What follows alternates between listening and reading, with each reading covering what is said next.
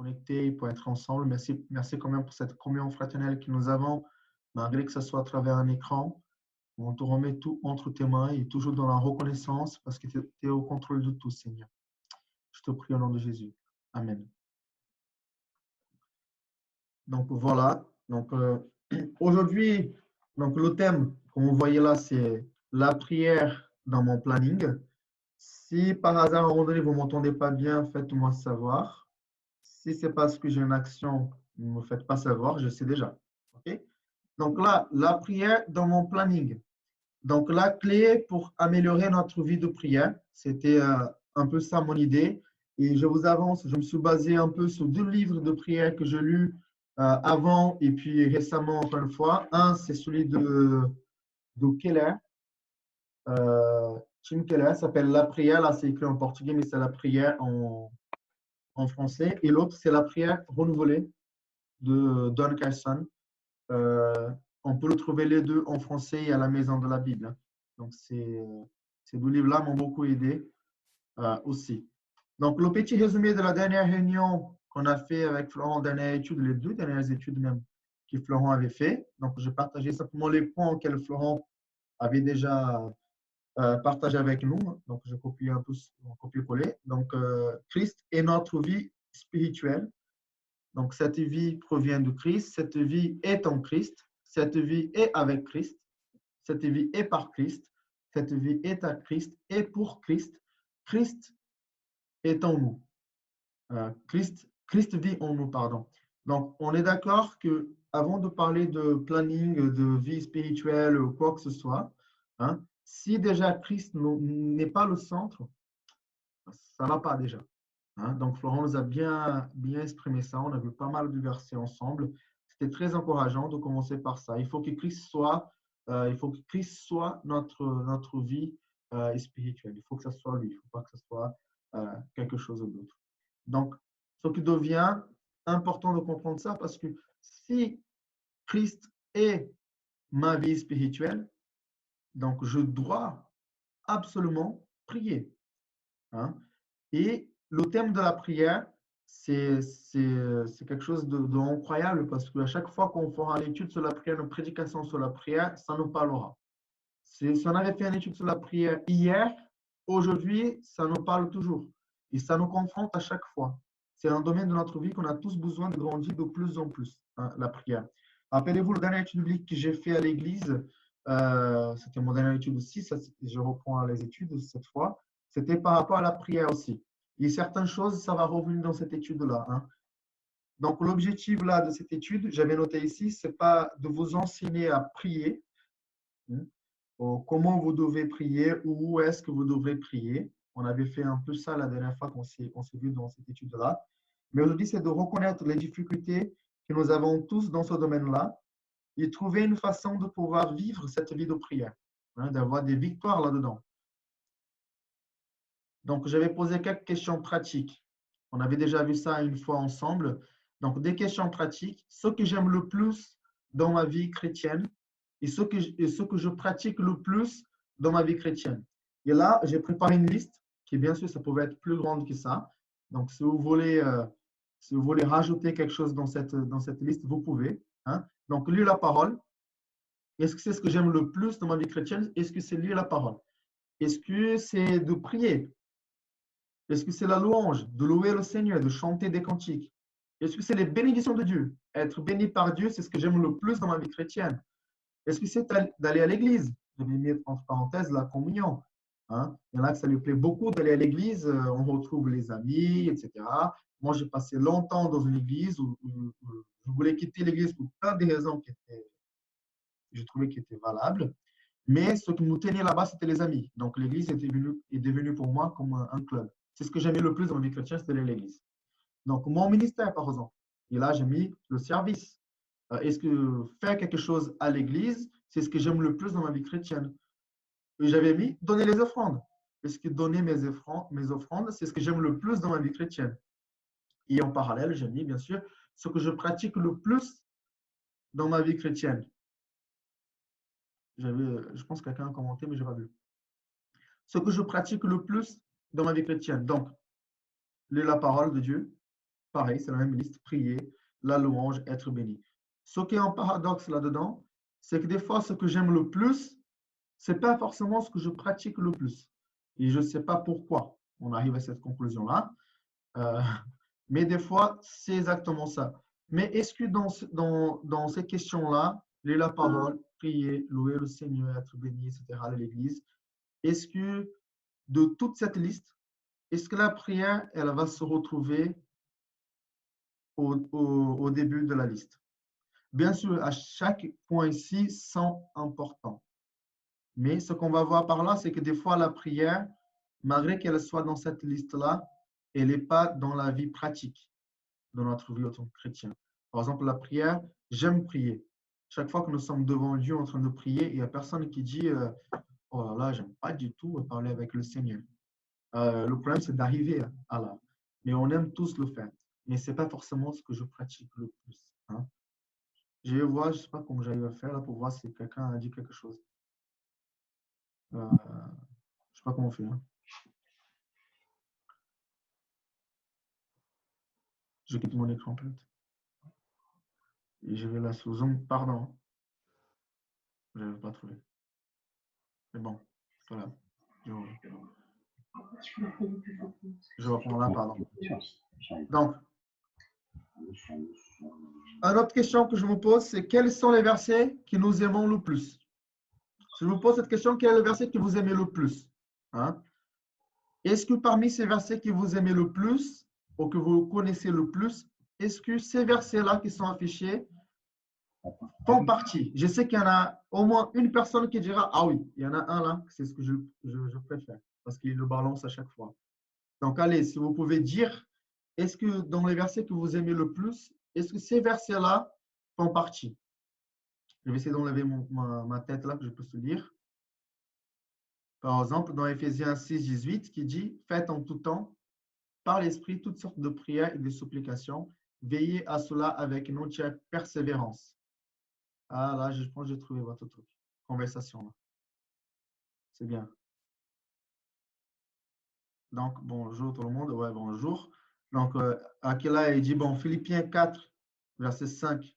Ah oui, donc on a, c'est très bien, donc il est dans la liste. Est-ce que quelqu'un d'autre trouve qu'il y a un verset qui est parmi les versets que vous aimez le plus ou que vous connaissez le mieux?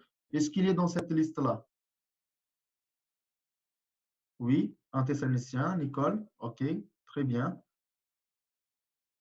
Priez sans cesse. Quelqu'un d'autre?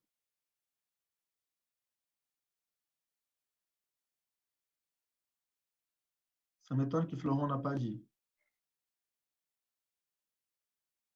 Est-ce qu'il y a un verset là? Ah, Guillaume. Ah, Olé, ok. Hébreux 4, 16, très bien. Ah, Benoît, très bien. Ok. Hébreux 4, 16 aussi. C'est un verset qui Florent dit beaucoup. Hein, et c'est pour ça que je vais parler comme ça. Donc, approchons-nous donc, hein, c'est ce qu'il dit ici. Approchons-nous donc avec assurance hein, du trône de la grâce afin, attends, je reviens ici, afin d'obtenir miséricorde et de trouver grâce pour être secouru dans nos besoins. Il en a à trop. OK. Donc, vous voyez que les versets qui parlent de la prière, des fois, ce ne sont pas forcément les versets auxquels nous connaissons le mieux et auxquels nous aimons le plus. Bien sûr, Jean 3,16, on le connaît, il y a plein de versets qu'on connaît comme ça. Mais les versets qui parlent de la prière, des fois, ce n'est pas les versets que nous connaissons le plus. À la Maïs qui dit aussi Éphésiens 6, 18. Donc, très bien. Donc, ça veut dire que...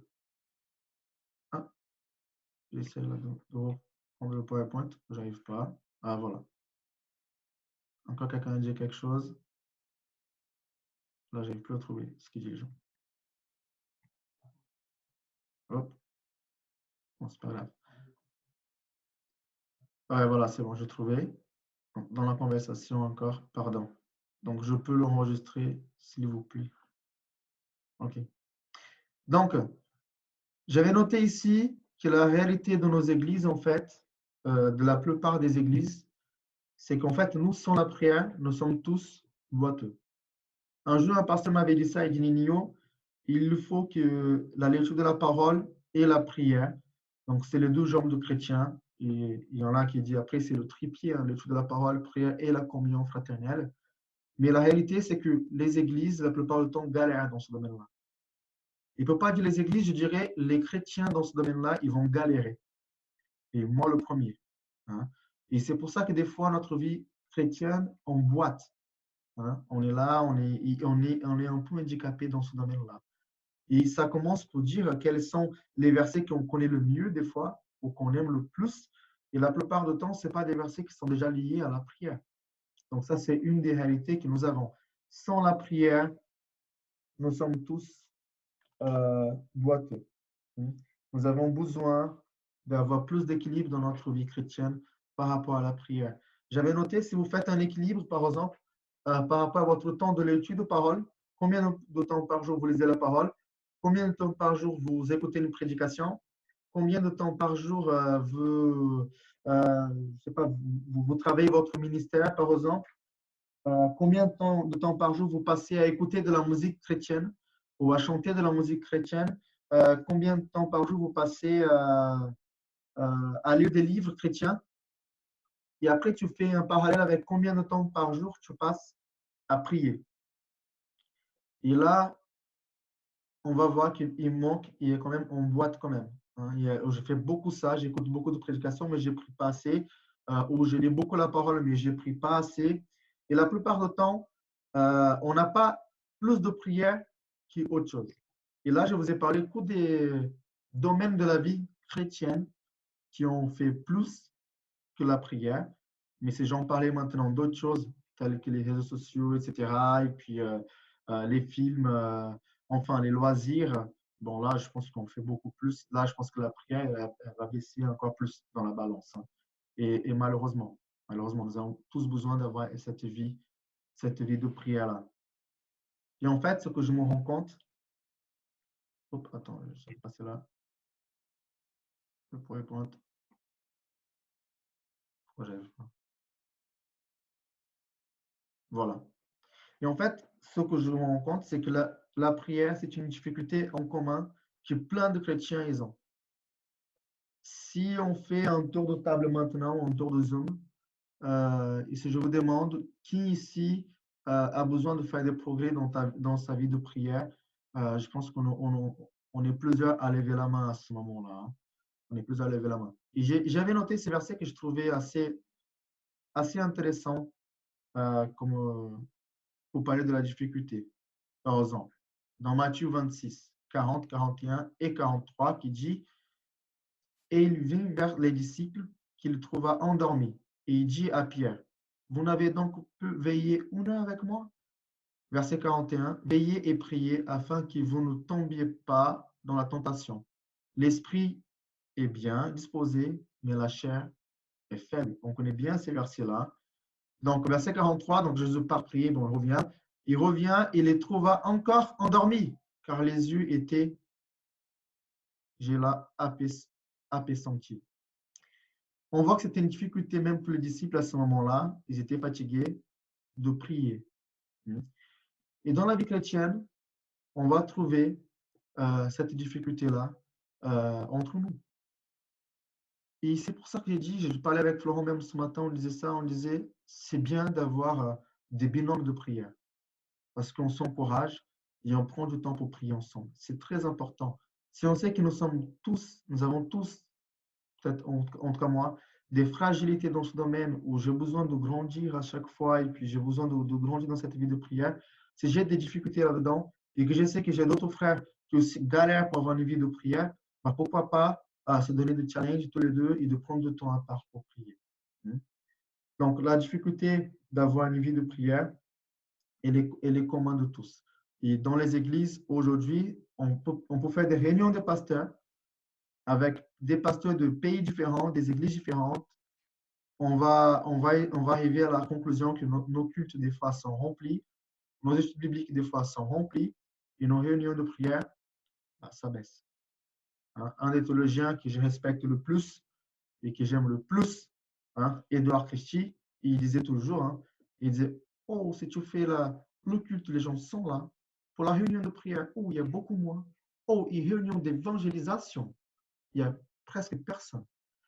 Donc, on voit que c'est dans les domaines de la vie chrétienne où ça intéresse plus ou moins aux chrétiens. Mais si je pose la question, est-ce que la prière, elle est importante? Tout le monde dira, bah, bien sûr, c'est très important. Bon, alors pourquoi on ne prie pas? Et là, répondre à la deuxième question, c'est plus difficile à ce moment-là. Donc, les disciples aussi avaient des difficultés par rapport à la prière, mais Jésus les a enseignés à prier. On va voir ça plus tard. J'avais noté que des hommes de Dieu reconnaissent le problème. Des fois, nous lisons des livres, comme celui de Don Carson, que je vous ai montré, celui-là, ou celui de Tim Keller. C'est des théologiens, des pasteurs qui ont des ministères et qui sont des âgés aujourd'hui, mais qui reconnaissent ce problème-là, mais pas dans leur église, chez eux-mêmes. Et ça, ça peut nous étonner des fois, parce que je dis non, mais attends, quelqu'un qui a écrit 40 livres, c'est forcément un homme de prière. Et quand nous lisons ces livres, on se dit, ah, mais c'est des hommes comme moi, en fait, qui galèrent des fois aussi dans ce domaine-là, mais par contre, qui ont reconnu le problème et qui ont travaillé dessous pour pouvoir avancer avec le Seigneur.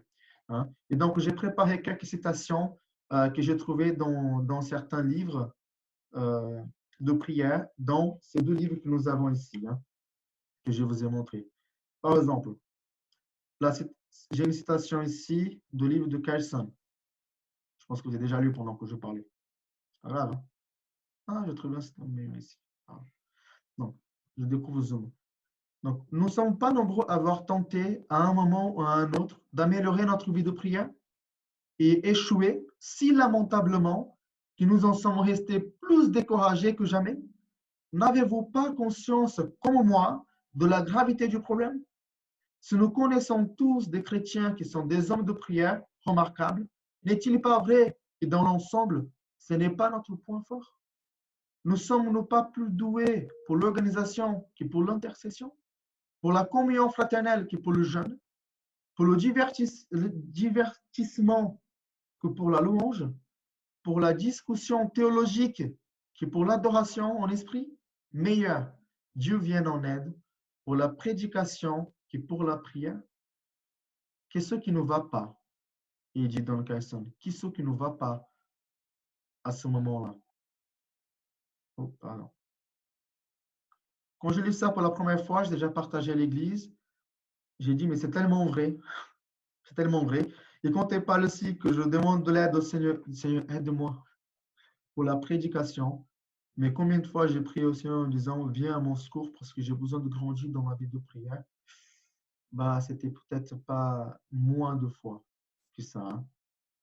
D'autres citations qui dit ici, Tim Keller, je n'arrive pas à penser à quelque chose d'excellent qui soit facile. Donc la prière, c'est quelque chose de très difficile. Tout ce qui est excellent dans la vie, c'est pas évident à le faire. Et c'est la prière, c'est quelque chose de difficile à atteindre. Une vie de prière, c'est parce que c'est quelque chose d'excellent pour notre vie. Nous devons atteindre ça. Nous devons chercher l'excellence dans la prière aussi. Don Carson disait, dans un des chapitres qu'il appelle l'école de la prière, il dit, à l'école de la prière, j'étais un mauvais élève. Et puis, je le rejoins dans cette citation-là aussi. Il finit par dire, si nous voulons changer nos habitudes, c'est par ici que nous devons commencer. Pourquoi j'ai mis ces phrases-là, c'est parce que des fois, dans notre vie chrétienne, on se met un planning de malade. On s'est dit, j'ai un planning, maintenant, je vais faire ça de 7h à 8h, de telle heure à telle heure, je vais faire ça, je vais lire tant de chapitres, je vais faire ça, je vais appeler tant de frères, je vais visiter tant de personnes, bah, je vais préparer tant d'études, je vais lire, je ne sais pas, 3 livres par mois, je vais jeûner, non, parce que si vous jeûnez, vous allez payer énormément. Mais je vais faire tellement de choses, mais est-ce qu'on met la prière là-dedans? Et quand il dit ici, si nous voulons changer nos habitudes, c'est par ici que nous devons commencer la vie de prière, si on sait que nous avons des fragilités là-dedans et que nous n'avons pas cette vie de prière comme il faut, et puis nous sommes tous conscients de cela, c'est par là qu'il faut commencer à changer nos habitudes. C'est dit, s'il y a une chose à commencer par faire de progrès, c'est la prière et la lecture de la parole. Aujourd'hui, on va parler plus de la prière, mais c'est quelque chose que nous devons faire déjà, c'est de prier. Si nous voyons que ça ne va pas trop notre vie chrétienne et qu'on doit mettre en place certains plannings pour plein de choses, comme Florent a dit, si Christ est notre vie est spirituelle, donc nous devons parler avec lui constamment. Nous devons parler avec Dieu constamment. Donc, il faut commencer par là. Tant qu'on n'a pas changé nos habitudes dans notre vie de prière, on va toujours galérer dans les autres domaines de la vie spirituelle. Tant qu'on n'a pas changé nos habitudes, et là je rajoute, dans notre façon de lire la parole de Dieu, on va toujours galérer dans les autres domaines. Hein. On veut être guéri, mais avec les mauvais médicaments. Bah, ça ne marchera pas. Ça ne marchera pas.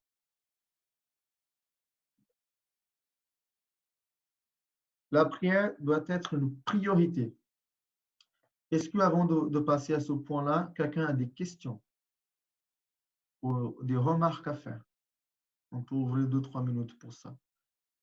C'est ce que je trouve là, encore là. Ah, c'est bon. Personne n'a rien dit. Non? Ok, je vais continuer. La prière doit être une priorité. Et là, par contre, comment je fais pour remettre ce truc-là où il était avant? C'est bon. Donc, 1 Timothée 2, verset 1 dit, j'exhorte donc, avant toute chose, à faire des prières, des supplications, des requêtes, des actions de grâce pour tous les hommes.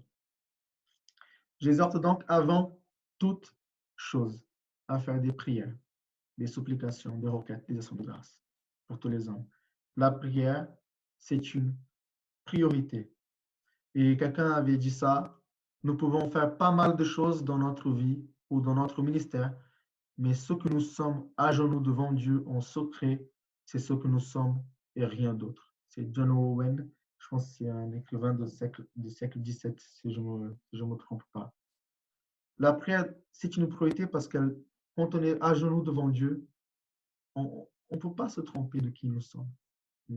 C'est ce qui nous sommes à ce moment-là. Quelqu'un disait d'autre, Keller disait, pour découvrir si la prière est une priorité pour toi, regarde à ce à quoi tu passes ton temps à penser quand personne ne te regarde ou te force à penser à quelque chose en particulier.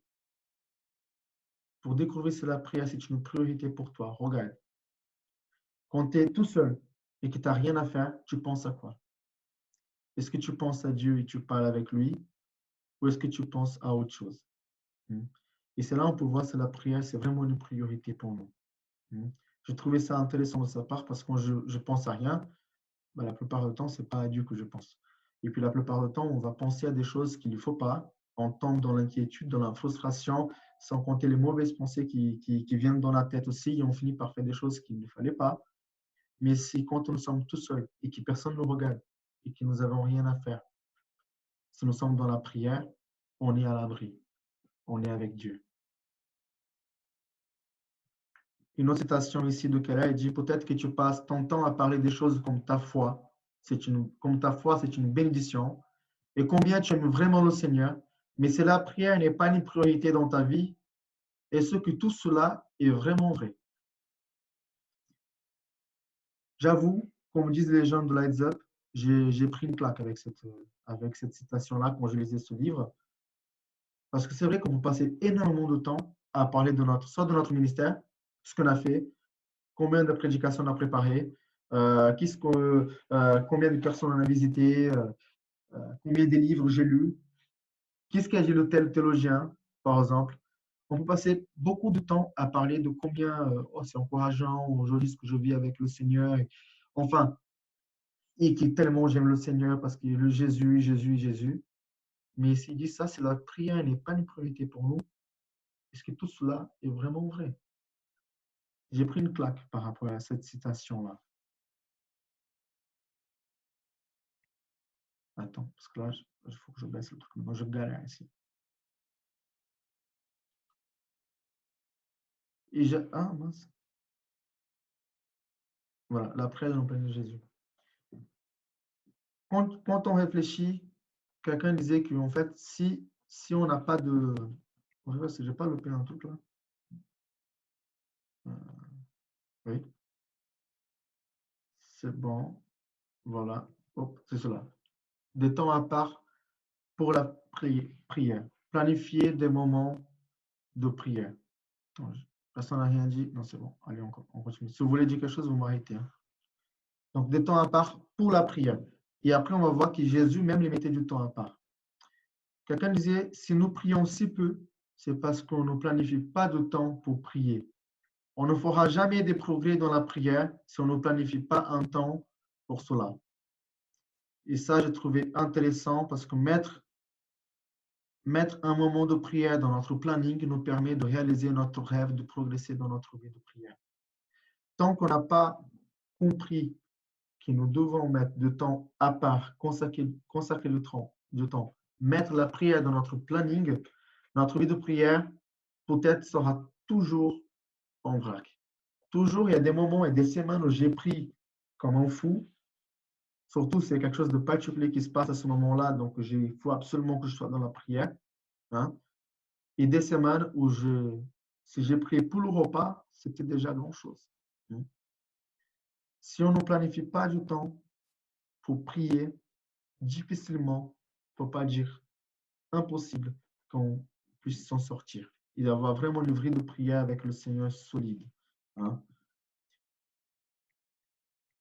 Attends, hop, c'est là.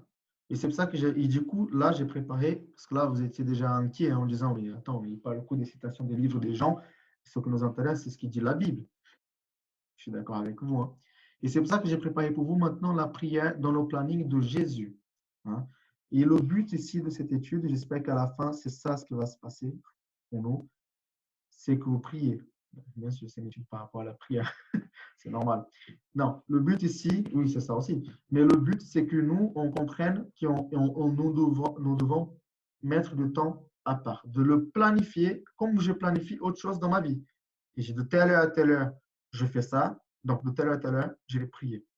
C'est de comprendre si on n'arrive pas à faire ça, s'il n'y a pas un planning de prière, ça a l'air académique, ça a l'air une tradition, donc ça fait moins de liberté, des fois moins spirituel, ça fait trop carré des fois, ça fait pas trop l'esprit qui guide, si on peut le dire comme ça. Mais regardez-vous. Si vous galérez dans votre vie de prière aujourd'hui, si vous n'arrivez pas à avoir une vie de prière comme la parole de Dieu nous demande de l'avoir, et on va voir l'exemple de Jésus, essaye de trouver quel est le pourquoi. Essayons de trouver le pourquoi. Donc, la prière dans le planning de Jésus. Est-ce que quelqu'un a une question à poser ou quelque chose à dire avant qu'on continue?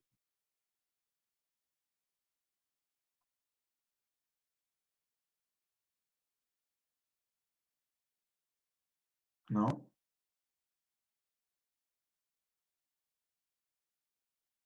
Je vais continuer. OK? Donc, la prière dans le planning de Jésus. Ah mince. Voilà. Je touche, ça part. Hop, je reviens. Et là, c'est bon, là, on est bon. Là. Donc, Luc 6, verset 12.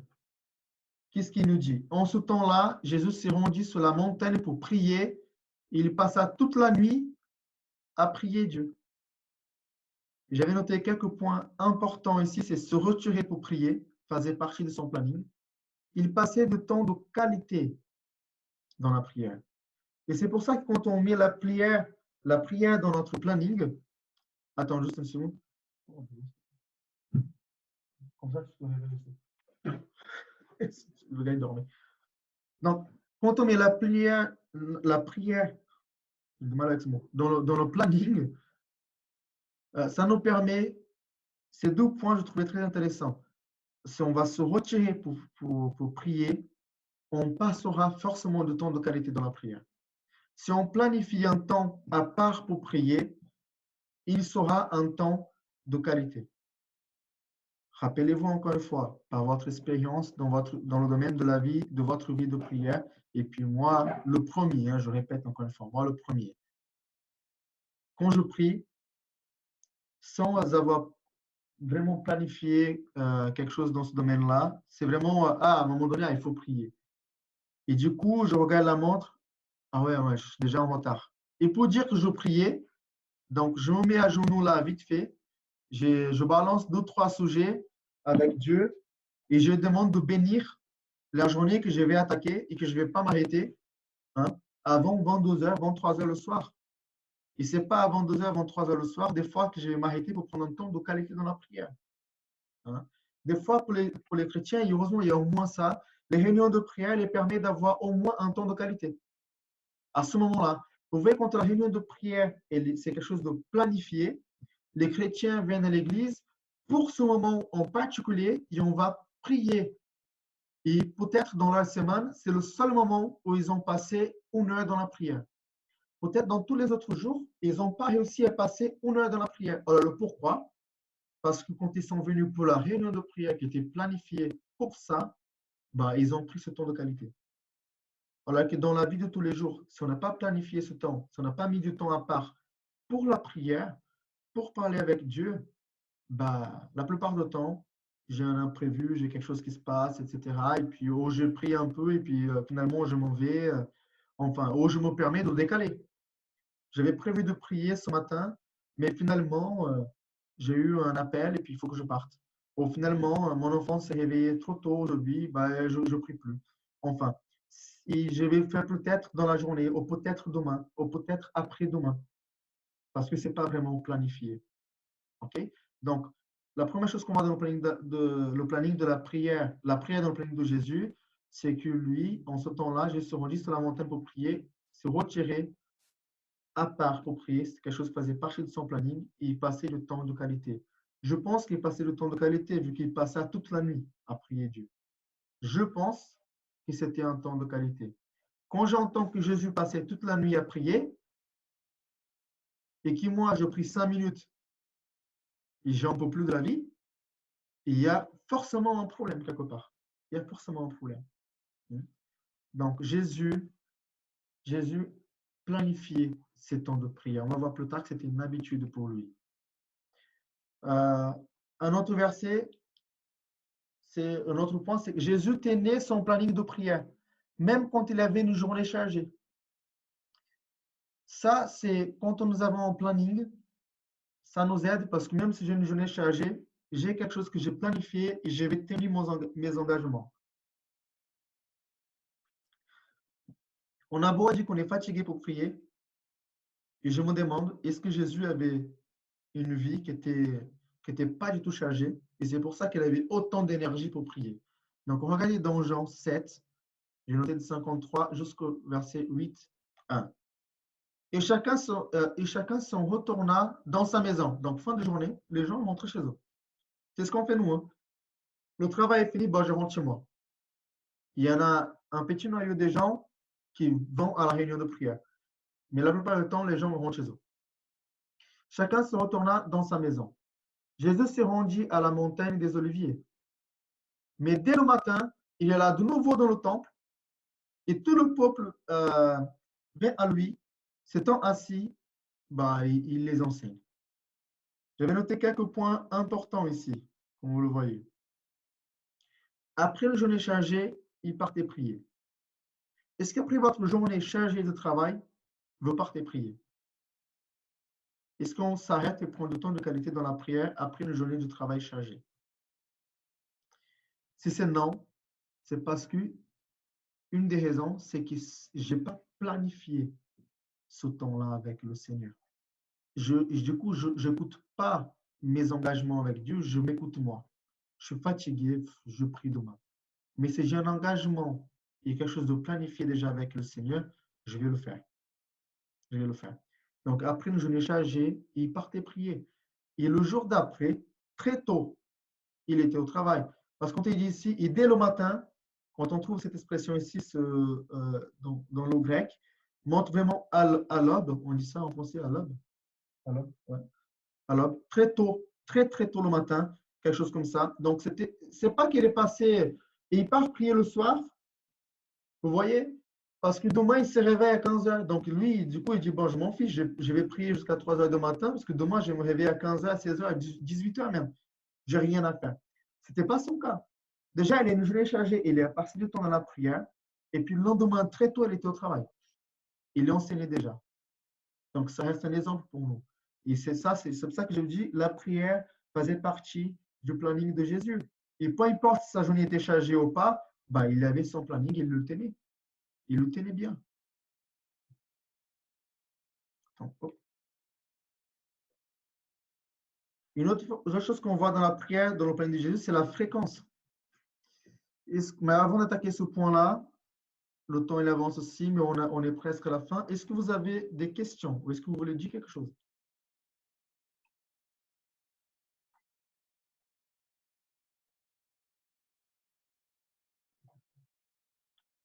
Depuis tout à l'heure, les gens ne m'écoutent pas. Je dis, OK, c'est bon, personne n'a déjà dit. Donc, personne. On va continuer. De toute façon, à la fin d'études, on aura le temps de parler de ça, si vous voulez. OK? Donc, la fréquence. Je vais noter ici, Luc. Ah, quelqu'un a dit quelque chose. Merci. Je me sentais seul. Hein? C'est la culpabilité pour ne pas prier. OK? C'est Akira qui a dit ça.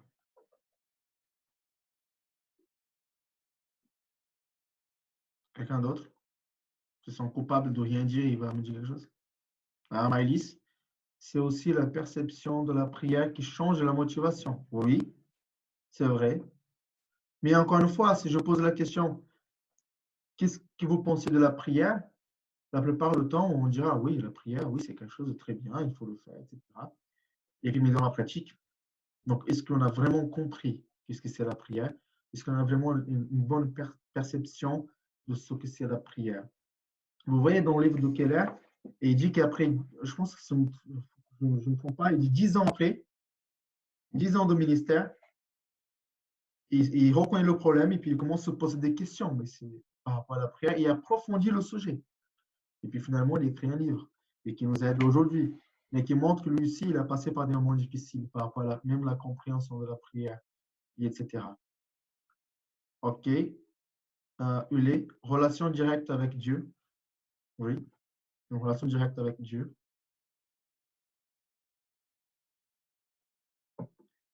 Le truc, c'est que des fois, on aura notre planning de prière hein, ou des. C'est quelque chose qui était assez planifié des fois. Ah, quelqu'un d'autre a dit, c'est bien. Akira. La prière était l'habitude et le moment que le Saint-Esprit donnait l'instruction à l'Église en acte. Oui, on va parler de l'Église primitive aussi, c'est très bien.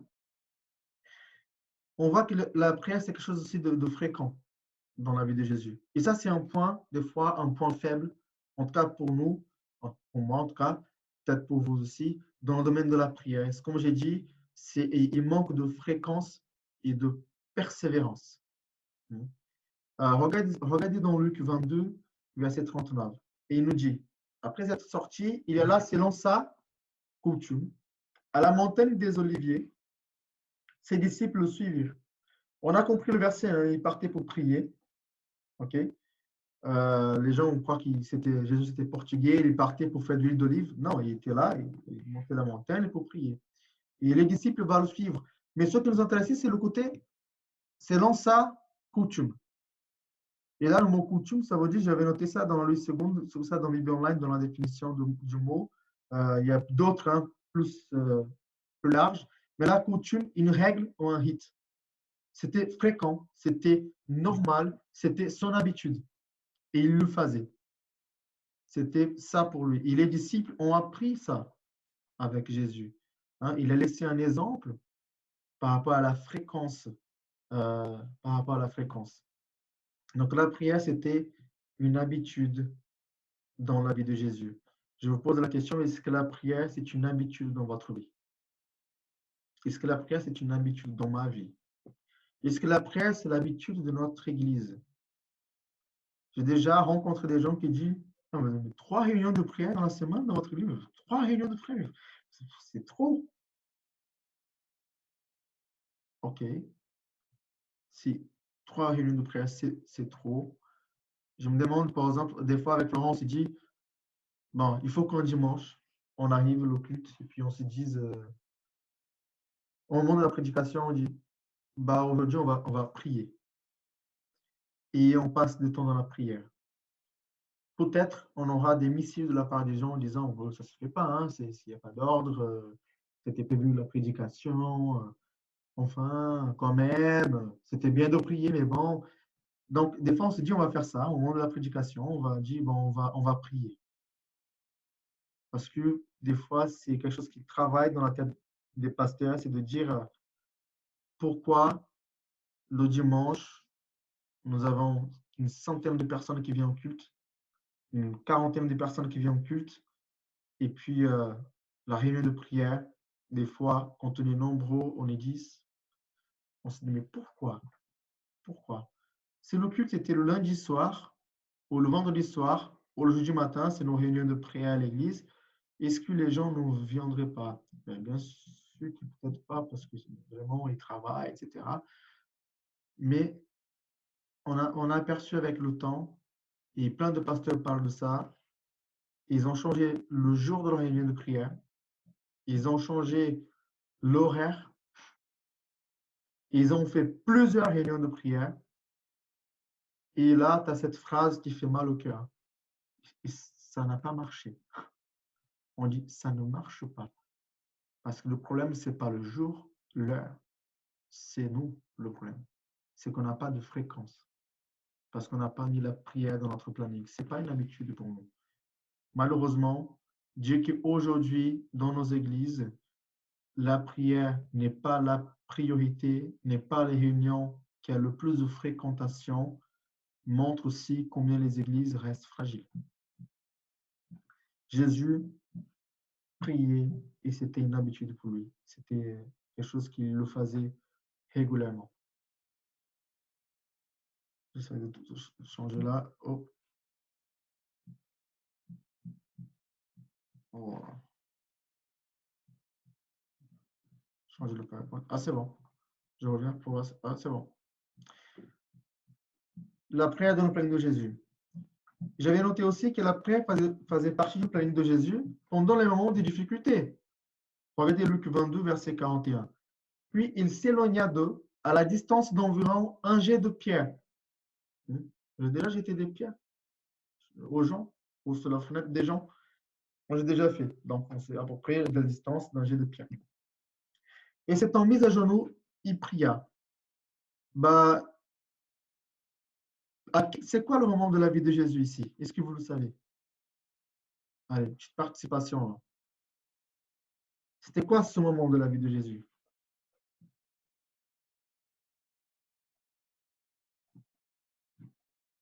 Je vous en prie. Merci. D'arrestation. OK. Oui. Avant son arrestation. Oui. Donc, il est où là? Il est à Jardiland?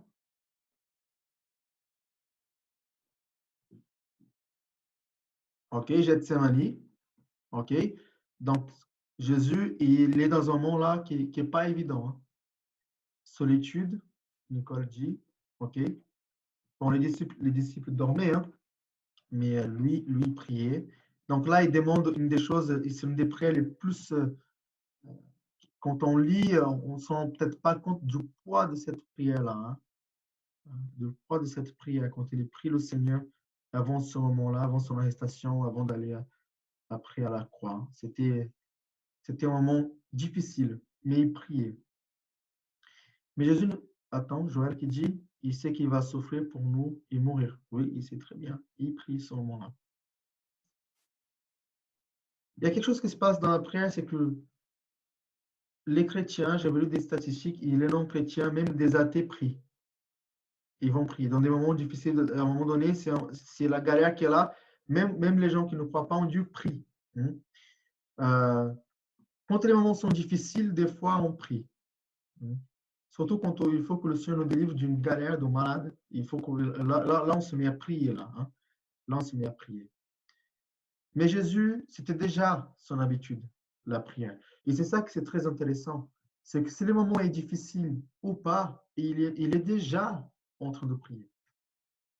Et la prière, quand la prière est dans notre planning, quand la prière fait partie de notre vie spirituelle, c'est une habitude pour nous, c'est quelque chose de, c'est un coutume pour nous de prier comme c'était pour le cas de Jésus. Bah, quand les choses sont difficiles, je vais être en train de prier, mais pas parce que les choses difficiles arrivent, mais parce que je prie déjà. Ça fait déjà partie de mes habitudes. On dit au Brésil que c'est les chrétiens supermarchés, tu vois. C'est les chrétiens qui voient Dieu comme au carrefour, quoi. Je vais quand j'ai besoin de quelque chose. Je vais, je prends ce que j'ai besoin et je m'en vais. Hein. Et ils font de ça la prière. La prière, je parle avec Dieu quand j'ai quelque chose à lui demander, quand il faut qu'il fasse quelque chose pour moi. Je vais, ah oui, c'est bon, j'ai pris, ah tu m'as, ah, ok, c'est bon, je reviendrai dans 2 semaines quand j'aurai besoin de quelque chose d'autre. Donc la prière, c'est faire les courses des fois. Hmm. Donc c'est dommage.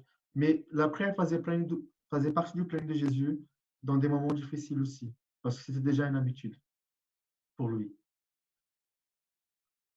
Hop, j'essaie de passer ici. Voilà.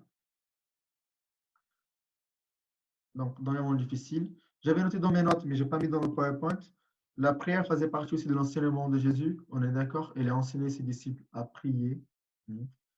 Euh, et j'avais mis même que Jésus, il est mort en priant. On trouve la prière dans toute sa vie, et même quand il va mourir, il est en train de prier. Et là, il est mort en priant pour ses ennemis, par exemple. Jésus dit, Père, pardonne-leur, car ils ne savent ce qu'ils font. Il se partage ses vêtements, il se partageait ses vêtements en tirant au sort. Et aussi, il prie en se rendant à Dieu. Luc 23, 46, il dit, Jésus s'écria d'une voix forte, Père, je remets mon esprit entre tes mains. Et en disant ces paroles, il expira. Même au moment de sa mort, au moment de douleur, et que tu sais que tu vas mourir, dans un état critique, tu es en train de prier. Mais pas une prière, mais Seigneur, qu'est-ce que tu fais? Viens, mais détruis ces gens. Non, je prie pour mes ennemis et je rends mon esprit au Seigneur, à Dieu. C'est la beauté d'une vie de prière. La prière, elle est là. J'ai connu un homme de prière euh, à Croswald. Je ne sais même pas si j'arrive bien à dire. Ça m'échappe un peu mon allemand à ce moment-là. Mais quand j'étais dans mon ministère, quand c'était mon ministère par rapport à l'école biblique de la Grange, et nous, avec ma femme, moi et ma femme, on allait dans une église à Croswald, frontière avec l'Allemagne, avec le pasteur Eric Gibia. Et il y avait un monsieur qui était là et qu'on faisait des clubs d'enfants. C'est une église qui n'avait pas beaucoup d'enfants et les clubs d'enfants étaient remplis d'enfants. C'était incroyable. Mais les gens de l'église étaient assez âgés. Hein. Un des plus jeunes, il avait 50 ans, quelque chose comme ça. Et c'était une église qui avait pas mal de personnes âgées. Donc, pour faire les clubs d'enfants, les personnes âgées ne venaient pas forcément pour aider. C'était dommage à ce moment-là. Mais ce monsieur, il venait. Il a amené avec lui, je pense à l'époque, si je ne me trompe pas, son appareil photo. Il prenait des photos, etc. En tout cas, il aidait, etc. Et puis, j'ai appris quand j'étais, je pense que j'étais à Nice pour mon stage, c'était déjà à Florac, qu'il est décédé, ce monsieur-là. Et les gens disaient que c'était une sorte d'arrêt cardiaque ou quelque chose comme ça. Mais l'ambulance arrive pour venir le chercher. Il était toujours vivant. Et il y avait quelqu'un avec lui derrière dans l'ambulance. Il disait que pendant qu'il partait à l'hôpital, il est mort hein, en arrivant à l'hôpital, si je me rappelle bien, quelque chose comme ça. Mais les gens disaient qu'il avait le sourire et qu'il priait. Il avait le sourire et il priait. Moi, j'étais à l'époque, je me rappelle toujours, même là, ça m'a mis un coup d'émotion. Mais ce monsieur-là, c'était un homme de Dieu. Il était chrétien, ça faisait pas trop longtemps. Sa femme n'était pas convertie. Et de voir quelqu'un qui va rejoindre le Seigneur à ce moment-là, dans une ambulance, avec un sourire et en train de prier. Vous vous rendez compte combien c'est beau c'est cette image qu'il a laissée quand il est parti. Les gens disaient, il souriait, il priait. Et Jésus, même quand il est au moment de mourir, il prie encore. Il prie encore. On a vu la prière, on arrive à la fin. Est-ce que vous avez des questions? On a vu la prière dans le planning de Jésus. Et maintenant, on va finir par la conclusion avec la prière dans mon planning à moi. Et j'avais mis quelques raisons pour mettre la prière dans notre planning. Ce que j'aime bien d'enseigner la prière, c'est que nous sommes tous concernés. Je pense qu'il n'y en a pas un qui dira pas moi, moi quand même. Normalement, on a tous besoin de grandir dans ce domaine-là. La prière dans mon planning. Des raisons pour mettre la prière dans notre planning. Elle n'est pas une option. Des fois, on pense que prier, c'est une option. On peut prier ou pas. Matthieu 6, verset 6, Jésus dit quoi? Mais quand tu pries, entre dans ta chambre, ferme ta porte et prie ton Père qui est dans le lieu secret, et ton Père qui voit dans le secret te le rendra. C'est intéressant ici dans ce passage-là, c'est mais quand tu pries. J'avais mis en rouge là. C'est pas si vous priez.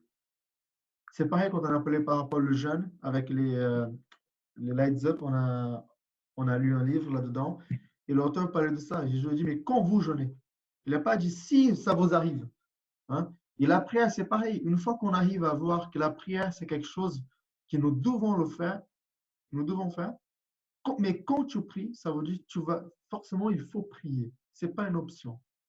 Deuxièmement, c'est un commandement. Je pense que l'Éphésiens, il y en a qui ont suivi même un cours avec Florent la semaine dernière. Et un des devoirs de Florent, c'était par rapport à la prière. Donc, c'est très intéressant. Il dit c'est un commandement. Pourquoi je dis que c'est un commandement? Je dis faites en tout temps, par l'Esprit, toutes sortes de prières et de supplications. Veillez à cela avec une entière persévérance et priez pour tous les saints. Et puis, j'avais noté ici, non négociable. Il dit priez sans cesse. J'aime bien parce que des fois, il manque un petit mot là. Essayez de prier sans cesse, ça pouvait aller mieux dans notre vie chrétienne. Ça pouvait nous arranger. Mais là, c'est non négociable. Nous devons prier sans cesse. Hein? Nous devons faire en tout temps des prières. Hein? Quand nous prions, nous devons prier. Est-ce que vous avez des questions avant qu'on continue à avancer?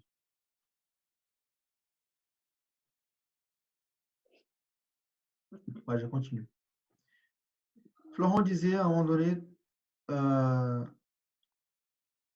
attends, ouais, qui c'était quand même, je suis entièrement d'accord avec lui, je le répétais aux jeunes, hein, à tout le monde. Florent disait, mais c'est la lecture de la parole, quand on ne lit pas, il faut qu'on sache qu'on a péché. Et puis je vous demande si on peut faire pareil avec la prière. Si on ne prie pas, est-ce que nous sommes dans la désobéissance vu que la parole de Dieu nous demande de prier? Est-ce que c'est un commandement, c'est une ordre qui est donnée ici et que nous, on ne fait pas? Peu importe la raison. On ne le fait pas, est-ce qu'on est en train de pécher à ce moment-là? Des bonnes questions à se poser. Je pense que vous avez la réponse. Donc, attends, pardon. Donc, des raisons pour mettre après dans notre planning. Donc, j'avais dit, donc, ce n'est pas une option, c'est un commandement et puis c'est non négociable. C'est non négociable. La prière, elle est cruciale. J'avais noté ça, j'avais trouvé une illustration qui m'a beaucoup parlé et je vais vous lire. Qui dit, imagine que tu as reçu un diagnostic de ton médecin avec une maladie létale. Le médecin t'a donné quelques heures de vie, à moins que tu ne prennes un médicament précis, une pilule tous les jours. Le médecin te dit de ne pas omettre de prendre ta pilule, même pas un jour. Sinon, tu peux mourir. Tu penses que tu vas oublier ou omettre de prendre des fois un jour ou deux? Non. C'est tellement crucial que tu ne vas jamais omettre de la prendre, car ta vie est en jeu. Si on ne prie pas, on ne peut pas survivre. Moi, en tout cas, je ne peux pas vivre. Et c'est Tim Keller qui dit ça dans son livre, et c'est sa femme qui lui avait dit ça. Il galérait, et sa femme lui a dit, mais regarde, si la prière, c'est quelque chose de crucial pour toi, est-ce que tu peux vivre sans la prière? Mais non. Pourtant, on essaye de le faire, de vivre sans une vie de prière. Et des fois, on y a 10, 15 ans de vie chrétienne et on galère toujours. et on gagne toujours. Parce qu'on ne planifie pas nos temps de prière. On n'a pas décidé de mettre du temps à part pour ça. On n'a pas priorisé assez la prière. Et c'est pour ça qu'on ne s'en sort pas. Et on ne va jamais s'en sortir tant qu'on ne planifie pas nos temps de prière, tant que ça ne soit pas une priorité pour nous. Et dans les 2 livres que j'ai lus, là, de Carlson et de Keller, ils traitent le sujet, il dit il le faut absolument mettre du temps à part pour ça.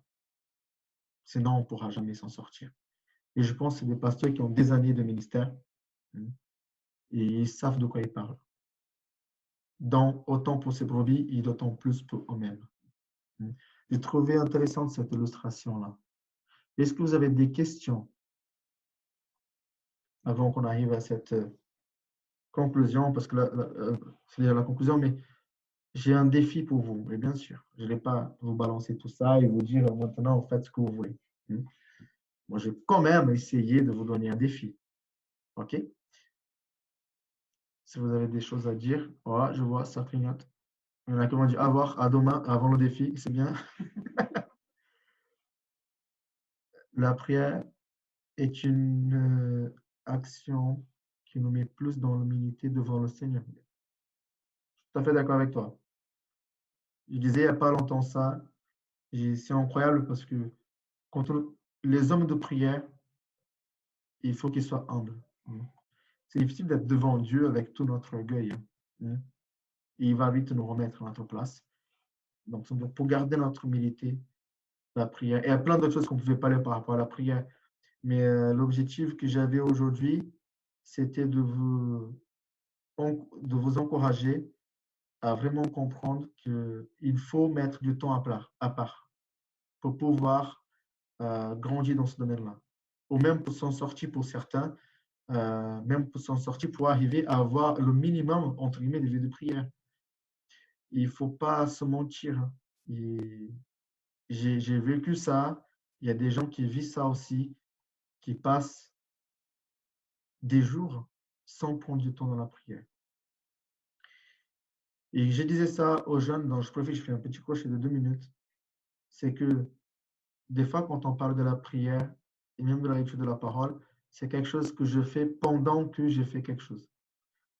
C'est comme si la prière était une sorte de salle d'attente, tu vois, ou quand je vais, quand j'ai rien à faire, je prends mon portable, je prends un livre, tu vois. Et puis je me dis, mais j'ai pris quand je suis dans le tramway, pour aller au travail, donc j'ai 30 minutes de tramway, donc ça fait 30 minutes de prière. C'est très intéressant, hein. Très intéressant. La concentration, il est là H24 parce que tu ne peux pas te déconcentrer dans un tramway. Tu es tout seul. Personne ne le passe, il ne s'arrête jamais, pas de bruit. Tu es au bon endroit, c'est le lieu saint. Je ne dis pas qu'il ne faut pas le faire. C'est bien de prier sans cesse, de prier en tout lieu. Mais je dis la prière, c'est une relation que nous avons avec Dieu. Il n'y a pas de relation sans communication. Demander au couple qui ne se parle jamais, comment ça se passe le mariage. Et moi, je suis bien placé pour le dire, vu que la communication, ce n'est pas mon fort. Vous voyez? Mais je me demande, et ça parle beaucoup plus aux filles qu'aux garçons, mais bien sûr, je disais, si vous avez un mari qui vous parlait quand il était en train de faire quelque chose d'autre, est-ce que vous allez aimer cette relation-là? Ça veut dire qu'il ne te parle jamais. Mais quand il vient pour te parler, c'est parce qu'il est avec son portable, il dit non, pendant que j'écris ce message, tu ne veux pas qu'on discute? Ou pendant que j'attends la pause de mon match de foot, tu ne veux pas qu'on discute? Enfin, on ne s'en sort pas. On ne s'en sort pas. On aime bien que les gens consacrent du temps pour nous, qu'ils soient là avec nous, et courent avec nous. Vous voyez, c'est ça une vraie relation, quand on consacre du temps l'un pour l'autre. Mais des fois, on ne le fait pas dans le domaine de la prière, même dans la lecture de la parole. On le fait quand on est dans la voiture, quand on est en voyage, quand on est dans la salle d'attente. Mais on ne fait pas comme Jésus de se retirer, de se mettre à part et prendre ce temps de qualité avec Dieu. OK? Donc, petite parenthèse, prédication, tac, c'était bien. Hop, allez, c'est bon. J'ai fini avec le défi avant que vous partiez, sans le défi. C'est dommage. Parce que j'ai même mis une photo là. C'est moi, cette photo. Hein. Non, c'est pas vrai. Un défi personnel. Trouver un temps pour la prière dans notre planning. Ça, si vous ne faites pas ça, Je prends l'ordinateur de Noémie, là, je mets dans la poubelle avec mon PowerPoint. Ça ne sert à rien ce qu'on a fait. Hein. Je passais des heures à préparer ce PowerPoint. Hein. Vous voyez, je ne le fais jamais. Hein. C'est pour vous encourager à prier. Donc, trouvez un temps pour la prière dans notre planning. Franchement, je trouve du temps dans mon planning pour plein de choses. Soyez honnête. Bah, trouvez-le aussi. Trouvez surtout, avant tout, pour la prière. Commencez votre planning par ça, prière. Et toutes les autres choses, vous mettez dans vos plannings après, là où ça rentre.